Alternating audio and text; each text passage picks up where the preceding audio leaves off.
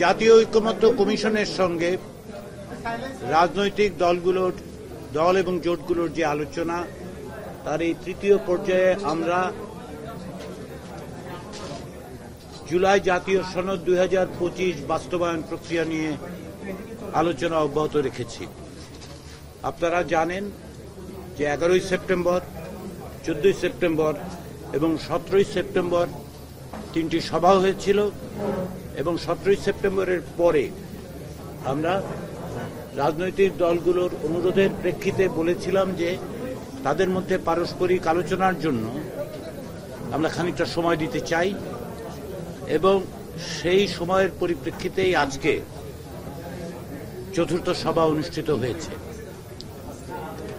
জুলাই জাতীয় সনদ বাস্তবায়নের ব্যাপারে রাজনৈতিক দলগুলোর মধ্যে এক ধরনের ঐকমত্য প্রতিষ্ঠিত হয়েছে। আজকে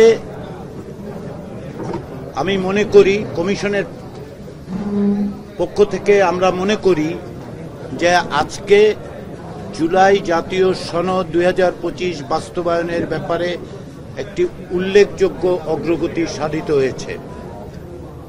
জুলাই জাতীয় সনদ 2025 বাস্তবায়নের জন্য জনগণের অংশগ্রহণ নিশ্চিত করা, তাদের সম্মতির জন্য একটি গণভোট অনুষ্ঠানের ব্যাপারে সকল রাজনৈতিক দলই একমত হয়েছেন।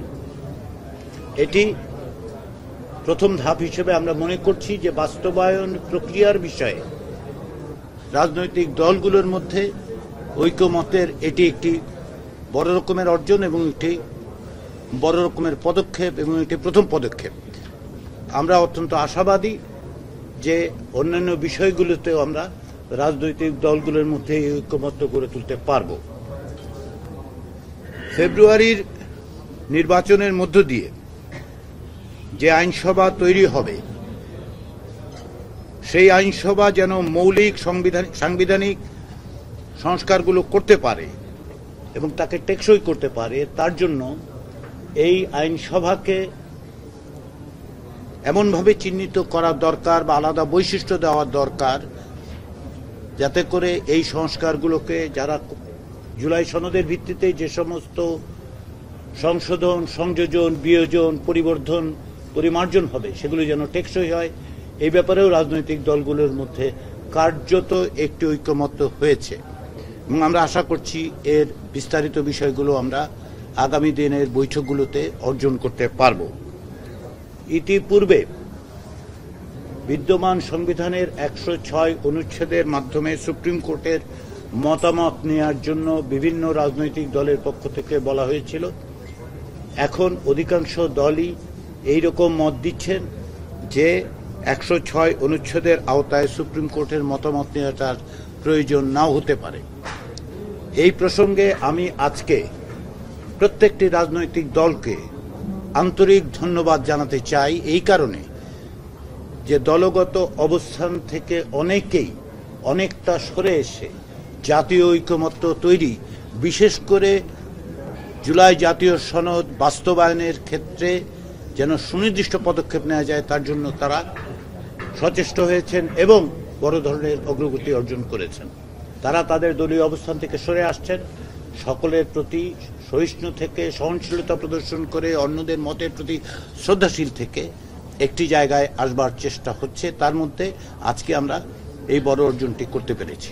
এই জন্য আমি রাজনৈতিক দলগুলোকে আন্তরিকভাবে ধন্যবাদ জানাই। আমি মনে করি যে তাদের এই প্রচেষ্টার মধ্যে দিয়ে আমরা খুব শিগগিরই সুনির্দিষ্টভাবে বাস্তবায়ন প্রক্রিয়া সম্পর্কে সুপারিশ তৈরি করে সরকারের কাছে দিতে পারব। আজকে সকালে জাতীয় ঐকমত্য কমিশনের প্রধান এবং মাননীয় প্রধান উপদেষ্টা অধ্যাপক ইউনূসের সঙ্গে আমরা দেখা করেছি, তাকে সামগ্রিক অগ্রগতি বিষয়ে অবহিত করেছি। তিনি আমাদের তাগিদ দিয়েছেন যেন আমরা দ্রুততার সঙ্গে রাজনৈতিক দলগুলোর সাথে আলোচনার অগ্রগতি অর্জন করে সুপারিশ তাদের কাছে দিতে পারি, সরকারের কাছে দিতে পারি। আমরা বলেছি কমিশনের পক্ষ থেকে রাজনৈতিক দলগুলোর যে সহযোগিতা পাওয়া যাচ্ছে আমি কয়েক পারব। এক্ষেত্রে আমরা সুস্পষ্টভাবে মাননীয় প্রধান উপদেষ্টাকে বলেছি যে আমরা 15ই অক্টোবরের পর কমিশনের কার্যক্রম অব্যাহত রাখার কোনো প্রয়োজন আছে বলে মনে হচ্ছে না। আমরা ইতিমধ্যেই ওই জায়গায় উপস্থিত হতে পারব। ইতিমধ্যে যে সনদ, সেই সনদের ব্যাপারে আমরা রাজনৈতিক দলগুলোকে অনুরোধ করেছিলাম যে সনদ স্বাক্ষর করার জন্য তাদের প্রতিনিধিদের নাম পাঠানোর জন্য। যে 30টি রাজনৈতিক দলের সঙ্গে আমরা আলাপ আলোচনা অব্যাহত রেখেছি, তাদের 3/4 দলের কাছ থেকেই আমরা তাদের প্রতিনিধিদের নাম পেয়েছি যারা এতে দলের পক্ষ থেকে স্বাক্ষর করবেন। আমরা অনুরোধ করেছি যে সমস্ত দলের পক্ষ থেকে এখন পর্যন্ত নাম পাওয়া যায়নি এবং আমরা মনে করি যে সাংগঠনিক ব্যস্ততা এবং বিভিন্ন কারণে সেটা হয়তো সম্ভব হয়নি। আমরা আশা করছি আগামী কয়েকদিনের মধ্যেই তারা সেটা দেবেন। আমাদের এই আলোচনা আগামীতে 8 তারিখ বিকেলবেলা আবার আমরা বসবো।